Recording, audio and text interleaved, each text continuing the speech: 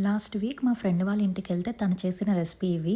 ఇదేంటంటే chicken patties. ఇక్కడ grounded chicken డైరెక్ట్‌గా దొరుకుతుందండి. సో, మేము అలానే తెచ్చి వాడుకున్నాం. మీరు కావాలంటే చికెన్‌ని మిక్సీలో వేసుకొని కూడా యూజ్ చేసుకోవచ్చు. దీనికోసం ఏంటంటే ఈ చికెన్‌కి మనం ఆనియన్స్ ఏంటంటే ఉప్పులో కొంచెం సేపు ఊరబెడితే వాటర్ వస్తుంది కదా! అది మొత్తం పిసికేసి అందులో ఆనియన్స్ వేసుకోవాలి. తర్వాత గరం మసాలా, కొద్దిగా కారం అండ్ తందూరి మసాలా యాడ్ చేసుకోవాలి. మాకు ఇందులో ఎక్స్‌ట్రా సాల్ట్ అయితే ఏం అవసరం పడలేదు. మోస్ట్‌లీ ఇందులో ఉండే ఉప్పే మాకు సరిపోయింది.